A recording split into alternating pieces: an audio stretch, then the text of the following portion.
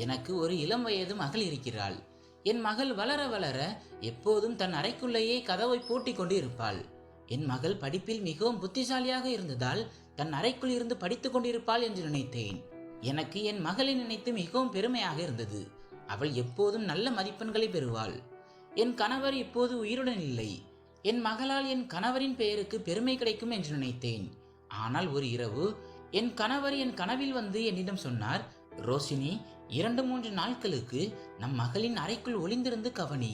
இரவு முழுவதும் அவள் என்ன செய்கிறாள் என்று பார் என்றார். நான் திடுக்கிட்டு தூக்கத்திலிருந்து எழுந்தேன். பல ஆண்டுகளுக்கு பிறகு என் கணவர் என் கனவில் வருகிறார்.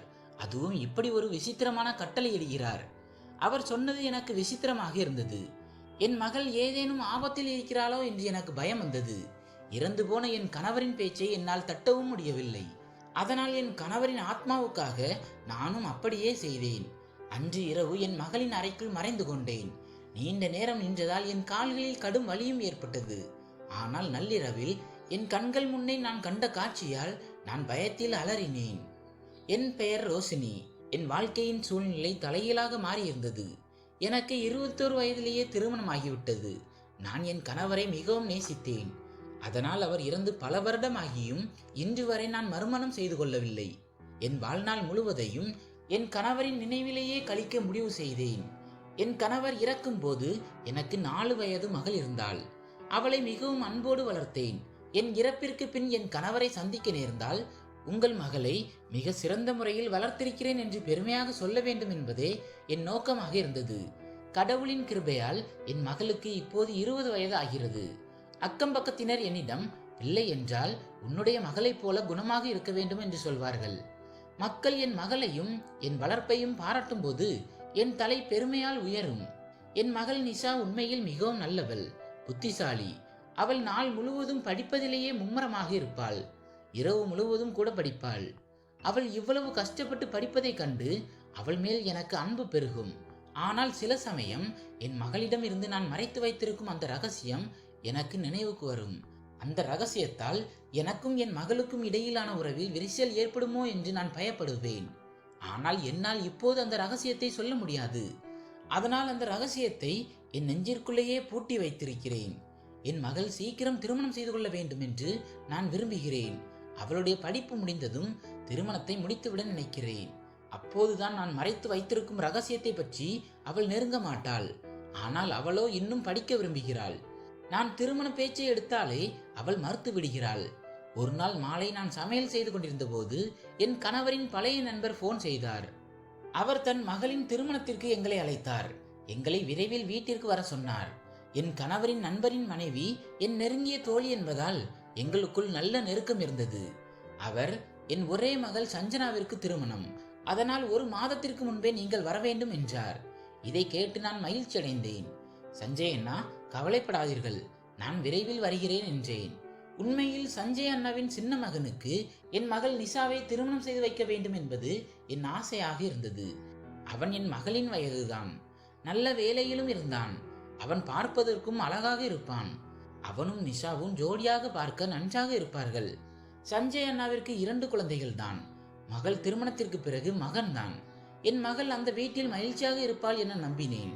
நான் வேகமாக சமைத்துவிட்டு நிஷாவின் அறைக்கு சென்றேன். அறை கதவை திறக்க சென்றபோது அவள் கதவை உள்ளே இருந்து பூட்டியிருப்பதை பார்த்து அதிர்ச்சி அடைந்தேன். நான் கதவை தட்டிய சிறிது நேரம் கழித்து அவள் கதவை திறந்தாள். என் மகள் வேர்த்து போய் மிகவும் பதட்டமாக இருந்தாள். என்ன நிஷா, ஏன் கதவை உள்ளே இருந்து பூட்டியிருக்கிறாய்? ஏன் இவ்வளவு நேரம் கழித்து திறக்கிறாய் என்று கேட்டேன். அவள், அம்மா, நான் குளித்து கொண்டிருந்தேன் என்றாள். சரி, அதையெல்லாம் விடு, இங்கே வந்து உட்கார் என்று சொல்லி அவள் கையை பிடித்து சோபாவில் உட்கார வைத்தேன். உனக்கு பிடித்த சஞ்சய் அங்கிள் போன் செய்தார். சஞ்சனாவின் திருமணத்திற்கு அழைக்கிறார். நீ துணிகளை பேக் செய்ய ஆரம்பி, 2 நாட்களில் கிளம்பலாம் என்றேன். இதை கேட்டதும் நிஷாவின் முகம் வெளுத்து போனது. அம்மா, என்னால் வர முடியாது என்றாள். அவள் சொன்னதை கேட்டு எனக்கு கோபம் வந்தது. ஏன் வர முடியாது என்று கேட்டேன்.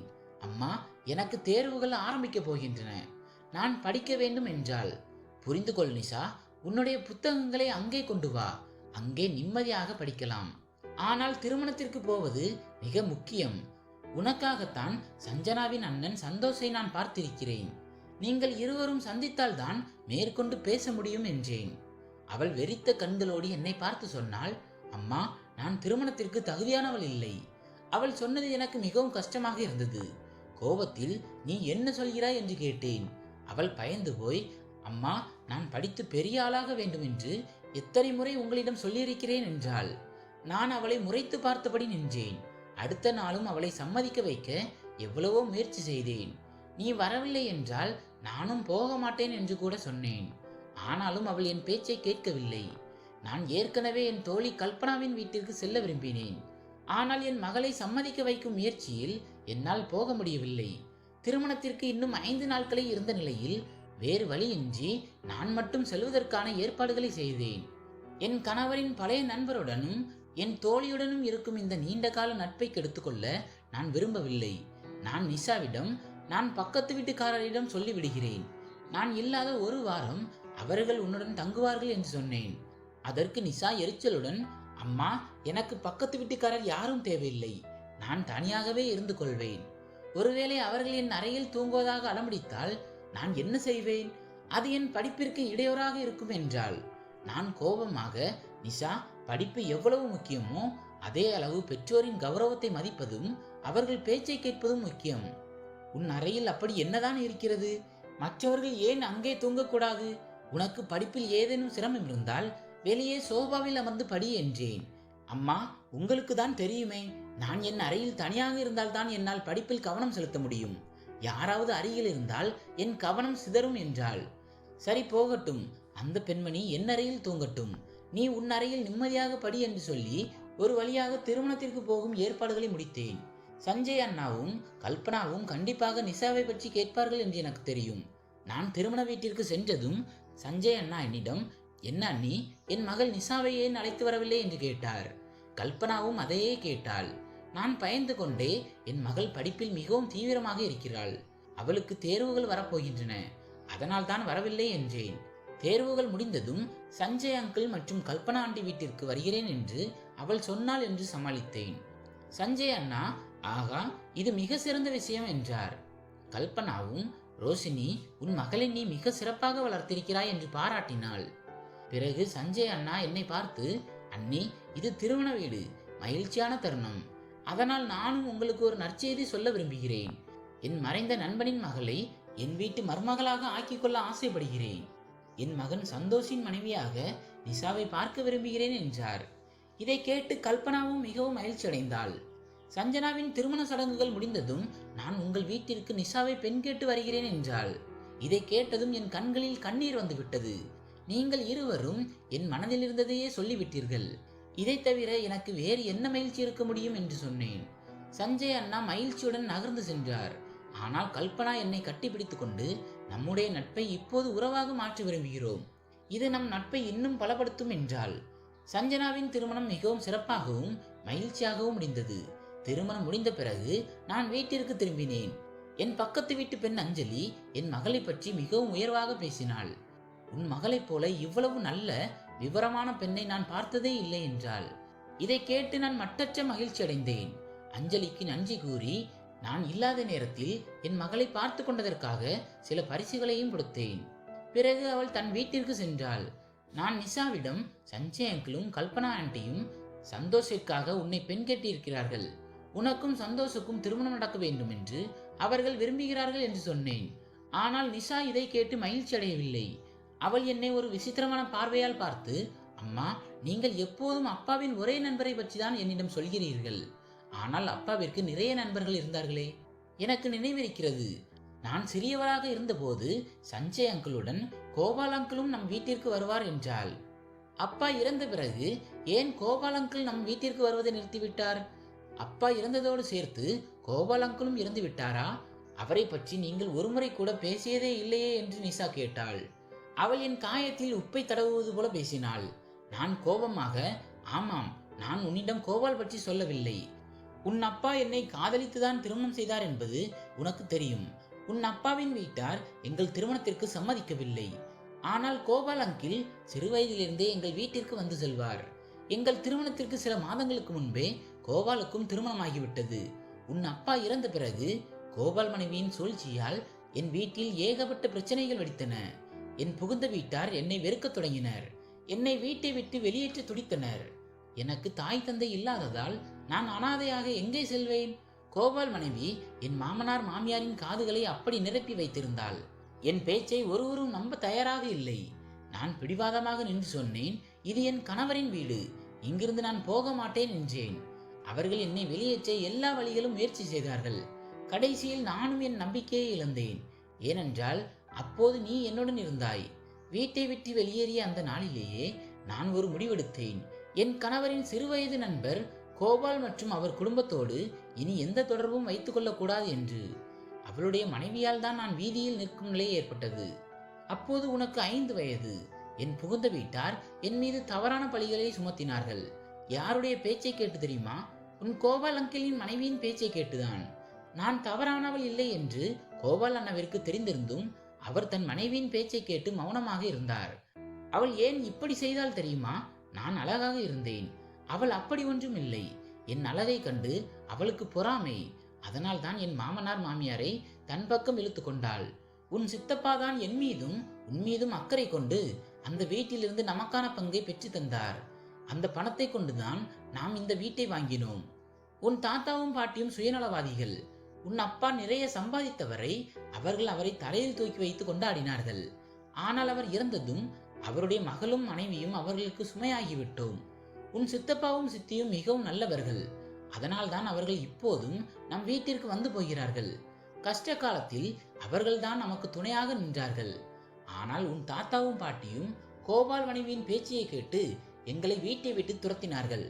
உன் தாத்தாவும் பாட்டியும் உன்னை மட்டும் தங்களுடனேயே வைத்துக் கொள்ள முயற்சி செய்தார்கள். நான் மறுத்தபோது உன்னை என்னிடமிருந்து வலுக்கட்டாயமாக பறித்து விடுவோம் என்று மிரட்டினார்கள். அவர்களின் மிரட்டலால் அதிர்ச்சியடைந்த நான் வேறு வழியின்றி காவல்துறையில் புகார் அளித்தேன். காவல்துறை அவர்களது வீட்டிற்கு சென்றபோது உன் சித்தப்பா அந்த நிலைமையை கையாண்டு அவர்களை திருப்பி அனுப்பினார். ஊருக்குள் குடும்பமானம் போய்விடும் என்பதால் தன் பெற்றோரை சமாதானப்படுத்தி எங்களை நிம்மதியாக வாழ விடுமாறு கேட்டுக்கொண்டனர். அதன் பிறகு அவர்கள் நம்மை தொந்தரவு செய்வதை நிறுத்தினார்கள். நாம் இந்த வீட்டிற்கு மாறி வந்து நிம்மதியாக வாழத் தொடங்கினோம். அவர்கள் அதன் பிறகும் அவ்வப்போது வந்து தொந்தரவு செய்வார்கள். ஆனால் உன் சித்தப்பா எல்லாவற்றையும் பார்த்து கொள்வார். என்னை மிரட்டி நீதிமன்றம் மூலம் உன்னை என்னிடமிருந்து பிரிக்க கூட அவர்கள் முயன்றார்கள். அப்போதெல்லாம் உன் சித்தப்பா தான் முட்டுக்கட்டையாக நின்று நம்மை காப்பாற்றினார். அவர் மட்டும் நமக்கு உதவியாக இல்லை என்றால் இன்று நாமும் யாராவது ஒரு வீட்டில் பாத்திரம் கழுவி கொண்டுதான் இருந்திருப்போம். இதனால் தான் இன்று வரை உன் தாத்தா பாட்டி மற்றும் கோபால் பற்றி நான் உன்னிடம் எதுவும் சொல்லவில்லை. அவர்களை பற்றிய கசப்பான உண்மைகளை சொல்லி உன் மனதை ஏன் கஷ்டப்படுத்த வேண்டும் என்றுதான் நான் அமைதியாக இருந்தேன் என்றேன். இதை கேட்டதும் நிஷாவின் முகம் வாடி போனது. அவள் மிகுந்த கவலைக்குள்ளானாள். நான் எழுந்து என் அறைக்குள் சென்று விட்டேன். கடந்த கால துயரங்களும் என் கணவரின் நினைவுகளும் இன்றும் என் நெஞ்சை வாட்டுகின்றன. என் அலமாரியில் என் கணவர் எனக்கு எழுதிய காதல் கடிதங்களும் எங்களின் புகைப்படங்களும் இன்றும் பொக்கிஷமாக இருக்கின்றன. ஒவ்வொரு பொருளாக எடுத்து பார்த்து நான் அழுது கொண்டிருந்தேன். என் கணவரின் கடிதங்களை படித்து அழுவதும் சில நேரம் அதை முத்தமிடுவதுமாக இருந்தேன். அப்போது திடீரென என் கணவரின் டைரி மீது என் பார்வை விழுந்தது. அதில் ஒரு டைரி மட்டும் காணாமல் போயிருந்தது. என் கணவருக்கு டைரி எழுதும் பழக்கம் உண்டு. அந்த சிவப்பு அட்டை போட்ட டைரி எங்கே போனது என்று தெரியவில்லை. நான் உள்ளுக்குள் பயந்தேன். அறை முழுவதும் தேடி பார்த்தும் அந்த டைரி கிடைக்கவில்லை. அந்த டைரி மட்டும் நிஷாவின் கையில் கிடைத்து விட்டதா? ஏனென்றால் அந்த டைரியில் தான் நிஷாவின் வாழ்க்கையிலேயே மிகப்பெரிய ரகசியம் எழுதப்பட்டிருந்தது. என் மகள் எப்போதுமே என் பேச்சை கேட்பவள். ஆனால் கடந்த 1 மாதமாக அவள் மிகவும் கவலையாக தெரிந்தாள். அவளுடைய நடத்தை விசித்திரமாக மாறியிருந்தது. எதிலும் நாட்டமில்லாமல் எரிச்சலுடனேயே இருந்தாள். என் பேச்சை மதிக்காமல் நடந்து கொண்டது எனக்கு மிகுந்த மன உளைச்சலை தந்தது. ஒரு முறை அவள் இல்லாத நேரம் பார்த்து அவள் அறையை சோதனையிட வேண்டும் என்று நினைத்தேன். அன்று இரவு இதை பற்றியே சிந்தித்துக் கொண்டிருந்த நான் ஆழ்ந்த உறக்கத்தில் இருந்தபோது என் கணவர் என் கனவில் வந்தார். அவர் என்னிடம், ரோஷினி, 2-3 நாட்களுக்கு நம் மகளின் அறையில் ஒளிந்திருந்து அவள் என்ன செய்கிறாள் என்று கவனி என்றார். விழித்து பார்த்தபோது எனக்கு ஆச்சரியமாக இருந்தது. இது என்ன மாதிரியான கனவு? பல ஆண்டுகளுக்கு பிறகு என் கணவர் கனவில் வருகிறார். அதுவும் இப்படி ஒரு விசித்திரமான கட்டளை இடுகிறார். என் மகள் ஏதேனும் ஆபத்தில் இருக்கிறாளோ என்று எனக்கு பயம் வந்தது. நான் உடனே எழுந்து அவள் அறையை நோக்கி சென்றேன். கதவை திறக்க முயன்ற போது அதிர்ச்சி அடைந்தேன்.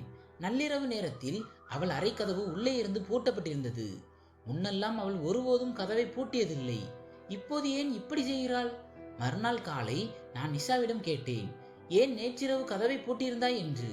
அதை கேட்டதும் அவள் பதட்டமடைந்து, அம்மா, நீங்கள் என்னை இரவு முழுவதும் என்னை உளவு பார்த்து கொண்டிருக்கிறீர்களா என்று கேட்டாள்.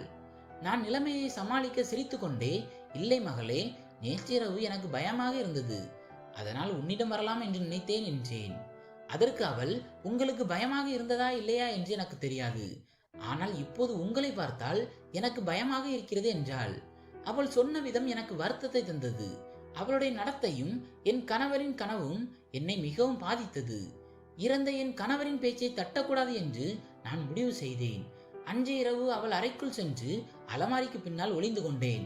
நிஷா அறைக்குள் வந்ததும் தன் புத்தகங்களை எடுத்து படிக்க ஆரம்பித்தாள். அவள் படிப்பில் மூழ்கி இருக்க நான் அலமாரிக்கு பின்னால் இருந்து அவளை கவனித்துக் கொண்டிருந்தேன். இரவு முழுவதும் அவள் படித்துக் கொண்டே இருந்தாள். காலை 6 மணிக்கு புத்தகங்களை மூடிவிட்டு படுக்கையில் சாய்ந்தாள். அவள் காலை 8 மணிக்கு கல்லூரிக்கு செல்ல வேண்டும் என்பதால் 1 மணி நேரம் மட்டுமே உறங்கினாள். ஆனால் அன்று இரவு நான் திடுக்கிடும் வகையில் எதுவும் நடக்கவில்லை. அவள் 8 மணிக்கு எழுந்து குளிக்க சென்ற போது நான் சத்தம் இல்லாமல் அங்கிருந்து தப்பி என் அறைக்கு வந்தேன். இரவு முழுவதும் நின்றிருந்ததால் என் கால்கள் கடுமையாக வலித்தன. உடல் சோர்ந்து போனது. ஒரு கனவை நம்பி இப்படி ஏன் சிறுபிள்ளைத்தனமாக செய்கிறோம் என்று நானே என்னை திட்டிக் கொண்டேன். நேற்று இரவு பயத்தினால் தான் அப்படி செய்தேன் என்றும் இனி அவள் அறைக்கு செல்லக்கூடாது என்றும் முடிவு செய்தேன். ஆனால் இரவு வந்ததும் என் படுக்கையில் படுத்திருந்த போது என் கணவரின் குரல் என் காதுகளில் மீண்டும் மீண்டும் ஒலித்தது. போ ரோசினி, நிஷாவின் அறைக்குள் செல் என்று அவர் சொல்வது போலவே இருந்தது. என் முடிவில் என்னால் உறுதியாக இருக்க முடியவில்லை. கால்கள் வலித்தாலும் ஒருமுறை கூட என் கணவர் உயிரோடு இருந்தபோது அவர் பேச்சை நான் தட்டியதில்லை. இன்று எப்படி அவர் சொன்னதை செய்யாமல் இருக்க முடியும்? மீண்டும் அவள் அறைக்குள் சென்று அலமாரிக்கு பின்னால் ஒளிந்து கொண்டேன். இன்றும் என் கால்கள் வலித்தன. ஆனாலும் சகித்து கொண்டு நின்றேன். என் மகள் ஒரு புத்தகத்திற்கு பின் ஒன்றாக எடுத்து படித்துக் கொண்டிருந்தாள். இப்படியே 2வது இரவும் முடிந்தது. காலையில் என் அறைக்கு வந்து யோசித்தேன். ஒருவேளை எப்போதும் என் கணவரின் நினைவிலேயே இருப்பதாலும் அவருடைய புகைப்படங்களை அடிக்கடி பார்ப்பதாலும் என் ஆழ்மனம் இப்படி ஒரு கனவை உருவாக்கியிருக்குமோ? இந்த கனவில் வேறு எந்த உண்மையும் இல்லையோ என்று எண்ணினேன். கனவை நம்பி என் மகளை சந்தேகிக்க கூடாது என்று நான் முடிவெடுத்தேன். சற்று ஓய்வெடுத்துவிட்டு காலை உணவு சமைக்க சமையலறைக்கு சென்றேன். நிஷாவுக்கும் சேர்த்து உணவு தயாரித்து விட்டு அவளுக்கு கொடுக்க அவள் அறைக்கு சென்றேன். அவள் அறை கதவை நெருங்கிய போது உள்ளிருந்து ஒரு சத்தம் கேட்டது. அவள் அழுது கொண்டிருந்தாள். என் மகளுக்கு என்ன ஆனது, ஏன் இப்படி அழுகிறாள் என்று நான் பதட்டமடைந்தேன். அவள் அழுது கொண்டே, இன்று உன்னுடைய நினைவு அதிகமாக இருக்கிறது, சீக்கிரம் என்னிடம் வந்துவிடு, உன்னை விட்டு என்னால் இருக்க முடியாது என்று சொல்லிக் கொண்டிருந்தாள். இதை கேட்டு நான் அதிர்ச்சியில் உறைந்து போனேன். உடனே கதவை திறக்க முயன்றேன். ஆனால் கதவு உள்ளே இருந்து பூட்டப்பட்டிருந்தது. நான் கதவை பலமாக தட்டினேன். சிறிது நேரம் கழித்து நிஷா கதவை திறந்தாள். அவள், அம்மா, உங்களுக்கு என்ன ஆனது, ஏன் கதவை இப்படி உடைப்பது போல தட்டுகிறீர்கள்? நான் தான் இதோ வந்துவிட்டேனே, நீங்கள் ஏன் ஏதோ நிலநடுக்கம் வந்தது போல தட்டுகிறீர்கள் என்றாள். முதலில் அவள் யாரிடம் பேசினாள் என்று கேட்க நினைத்தேன். ஆனால் அவள் கையில் தன் தந்தையின் புகைப்படத்தை வைத்திருப்பதை பார்த்ததும் நான் சமாதானம் அடைந்தேன். ஒருவேளை தன் தந்தையை நினைத்து வருத்தப்பட்டு பேசிக் கொண்டிருந்தாளோ என்று நினைத்தேன். ஆனாலும் என் மனம் ஏனோ படபடவென்று அடித்து கொண்டது. நான் நிஷாவிடம், இந்தா உனக்கான டிஃபன், இங்கேயே சாப்பிடு என்று தட்டை அவளிடம் கொடுத்தேன். அவள் எதுவும் சொல்லாமல் புகைப்படத்தை ஒரு பக்கம் வைத்துவிட்டு சாப்பிட உட்கார்ந்தாள். நான் குழப்பத்திலும் கவலையிலும் ஆழ்ந்தேன். சரி, இன்று ஒரு கடைசி இரவு மட்டும் அவள் அறையில் ஒளிந்திருந்து பார்த்து விடுவோம் என்று முடிவு செய்தேன். இரவு வந்ததும் மீண்டும் அவள் அறையில் இருந்த அலமாரிக்கு பின்னால் மறைந்து கொண்டேன். என் மகள் வழக்கம் போல கதவை உள்ளிருந்து பூட்டிவிட்டு நாற்காலியில் அமர்ந்து புத்தகங்களை விரித்து படிக்க தொடங்கினாள். படிப்பில் அவள் மூழ்கியிருந்தாள். சிறிது நேரம் கழித்து திடீரென நிஷாவின் அறை ஜன்னலில் யாரோ தட்டும் சத்தம் கேட்டது. இவ்வளவு நள்ளிரவில் ஜன்னல் வழியாக யார் வர முடியும் என்று நான் திகைத்தேன். நிஷா உடனே புத்தகங்களை மூடிவிட்டு எழுந்து சென்று ஜன்னலை திறந்தாள். யாரோ உள்ளே குதிக்கும் சத்தம் கேட்டது. என் இதயம் வேகமாக துடித்தது. நிஷா அழத் தொடங்கி, ஏன் இத்தனை நாட்களாக வரவில்லை? உன்னை நான் எவ்வளவு நேசிக்கிறேன் தெரியுமா? இன்று நான் போன் செய்யவில்லை என்றால் நீ வந்திருக்கவே மாட்டாய் என்று தோன்றுகிறது. ஒன்று சொல்ல மறந்துவிட்டேன். இன்று காலையில் உன்னிடம் போனில் பேசிக் கொண்டிருந்த போது திடீரென அம்மா வந்துவிட்டார். அம்மா நிச்சயம் நான் பேசியதை கேட்டிருப்பார் என்று நம்புகிறேன். அதனால் தான் உடனே அப்பாவின் புகைப்படத்தை கையில் எடுத்துக்கொண்டேன். நான் அப்பாவோடு தான் பேசுகிறேன் என்று அம்மா நினைக்க வேண்டும் என்பதற்காக அப்படி செய்தேன் என்றாள். இதை கேட்டு நான் வெட்கத்திலும் வேதனையிலும் துடித்தேன். அப்போது ஒரு பையன் சிரிக்கும் சத்தம் கேட்டது. அவன் சிரித்துக்கொண்டே, இன்று நீ தப்பித்து விட்டாய். என்னுடன் வந்துவிடு என்று எத்தனையோ முறை சொல்லிவிட்டேன். நீ வரவும் மாட்டாய். ஆனால் என்ன நினைத்து அழுது கொண்டே இருப்பாய் என்றான். இதற்கு மேல் எதையும் கேட்க எனக்கு துணிவில்லை. நான் உடனே அலமாரிக்கு பின்னால் இருந்து வெளியே வந்து அவர்களுக்கு முன்னால் நின்றேன். என்னை பார்த்ததும் அவர்கள் கண்கள் அதிர்ச்சியில் விரிந்தன. நிஷா முன்னே வந்து, அம்மா, என்ன காரியம் செய்கிறீர்கள்? இங்கே என்ன செய்கிறீர்கள்? மகளின் அறையில் இப்படி ஒளிந்திருக்க உங்களுக்கு வெட்கமாக இல்லையா? இவ்வளவு கேவலமாக எப்படி உங்களால் நடக்க முடிகிறது என்று என்னையே கேட்டாள். எனக்கு ஆத்திரம் பொங்கியது. தவறு செய்தவள் வெட்கப்படாமல் என் மீதே பாய்கிறாள். நான் கத்தினேன், உன் பேச்சை நிறுத்து. இதற்கு மேல் பேசினால் உன் நாக்கை அறுத்து விடுவேன். ஒரு பையனை வீட்டிற்குள் வரவழைக்க உனக்கு வெட்கமாக இல்லையா? யார் இந்த பையன்? உன் தாயிடம் பொய் சொல்லவும் உன் தந்தையின் கௌரவத்தை மண்ணில் புதைக்கவும் உனக்கு எப்படி மனசு வந்தது? என் மகள் இவ்வளவு மோசமானவள் என்று நான் கனவிலும் நினைக்கவில்லை. அழுது அழுது உன் காதலனை வீட்டிற்கு வரவழைக்கிறாயே, இவனை பார். என்னை பார்த்ததும் ஓடாமல் நேருக்கு நேர் நிற்கிறான். ஒரு ஆதரவற்ற வயதான பெண்ணால் இவனை என்ன செய்துவிட முடியும் என்று நினைக்கிறானோ என்றேன். அப்போது நிஷா சொன்னால், அம்மா, இவன் என் காதலன் இல்லை, இவன் என் கணவன். நாங்கள் இருவரும் திருமணம் செய்து கொண்டோம் என்றாள். இதை கேட்டதும் என் காலடியில் இருந்து பூமி நழுவுவது போல இருந்தது. என் மகள் என்ன சொல்கிறாள்? அறிவற்றவளே, இதெல்லாம் செய்ய உனக்கு வெட்கமாக இல்லையா? யார் இவன்? இவனை உனக்கு எப்படி தெரியும் என்று கேட்டேன். நிஷா அழுது கொண்டே சொன்னால், ஆமாம் அம்மா, நான் உண்மையைத்தான் சொல்கிறேன். இவன்தான் என் கணவன். அப்பாவின் டைரியை படித்த பிறகுதான் எனக்கு எல்லாமே தெரிந்தது. அந்த டைரியிலேயே இவன் வீட்டு முகவரியும் இருந்தது. இவன் பெயர் ராஜ். அப்பாவின் அந்த டைரியில் ராஜை பற்றிய எல்லா விவரங்களும் இருந்தன. இப்போது எனக்கு எல்லாம் தெரிந்துவிட்டது. நாங்கள் இருவரும் சிறுவயதில் நெருங்கிய நண்பர்களாக இருந்தோம். ஒன்றாக விளையாடினோம். அப்பா எனக்கும் ராஜுக்கும் திருமணத்தை அப்போதே உறுதி செய்திருந்தார். அவன் கோபால் அங்கிளின் மகன். என் மகளின் திருமணம் என் நண்பனின் மகன் ராஜுவுடன் நடக்க வேண்டும் என்பது என் ஆசை. என் மகள் வளர்ந்த பிறகு உன் வீட்டிற்கு மருமகளாக வருவாள் என்று என் நண்பனிடம் வாக்கு கொடுத்துள்ளேன் என்று அப்பா டைரியில் எழுதியிருந்தார். எனக்காகவும் அவர் சில விஷயங்களை எழுதியிருந்தார். நிஷா, எனக்கு ஏதேனும் ஆகிவிட்டால் நீ வளர்ந்த பிறகு வேறு யாரையும் நேசிக்காதே.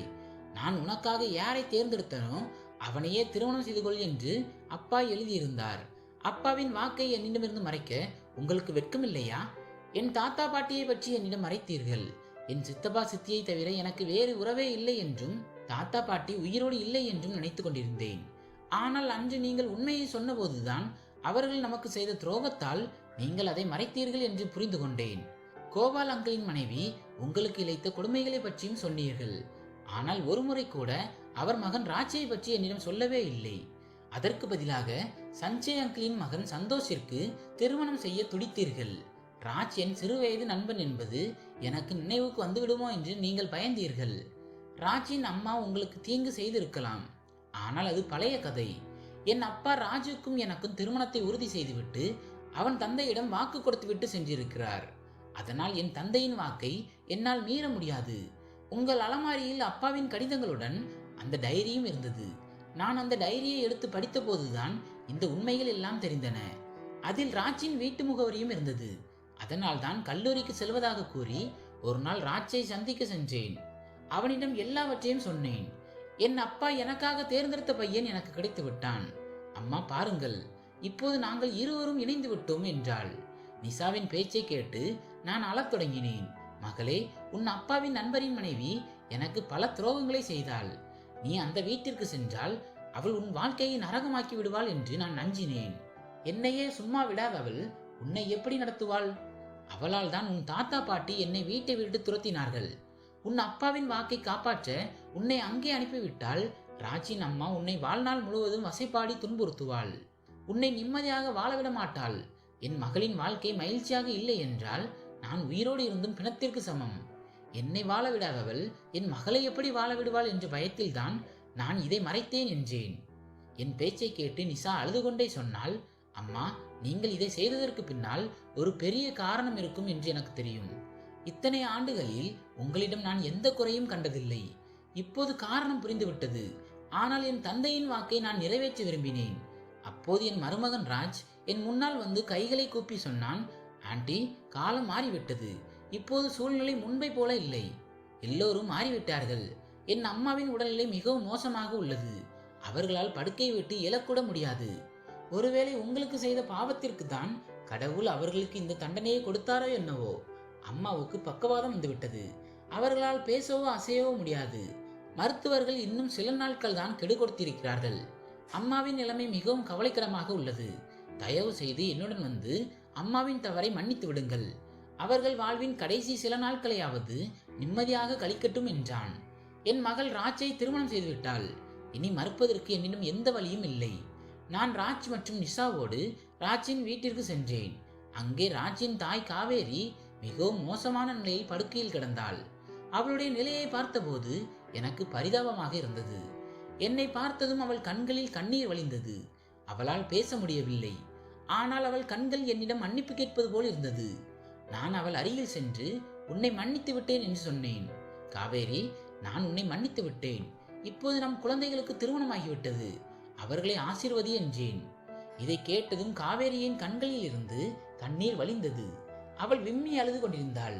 கோபால் அண்ணாவும் என்னை பார்த்ததில் மிகவும் மகிழ்ச்சியடைந்தார். அவர் என்னிடம் சொன்னார், அண்ணி, காவேரியின் உடல்நிலை எப்போது மோசமாக தொடங்கியதோ அப்போதே அவள் உங்களுக்கு செய்த தவறை புரிந்து கொண்டாள்.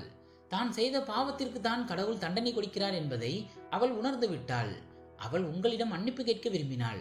ஆனால் அதற்கு அவளுக்கு துணிவு வரவில்லை. நான் குணமான பிறகு ரோஷினி வீட்டிற்கு நேரில் சென்று மன்னிப்பு கேட்பேன் என்று சொல்லிக்கொண்டே இருந்தாள். ஆனால் அவள் உடல்நிலை தேர்வதற்கு பதிலாக நாளுக்கு நாள் மோசமாகி கொண்டே போனது. ஒரு நாள் நிஷா எங்கள் வீட்டிற்கு வந்து எல்லாவற்றையும் சொன்னபோது நானே முன்னின்று இந்த இருவருக்கும் திருமணத்தை முடித்து வைத்தேன்.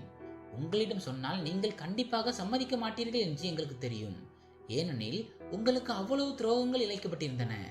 அதே சமயம் என் நண்பனின் வாக்கையும் நான் நிறைவேற்ற விரும்பினேன் என்றார். கோபால் அண்ணா என் முன்னே கைகளை கூப்பி நின்றார்.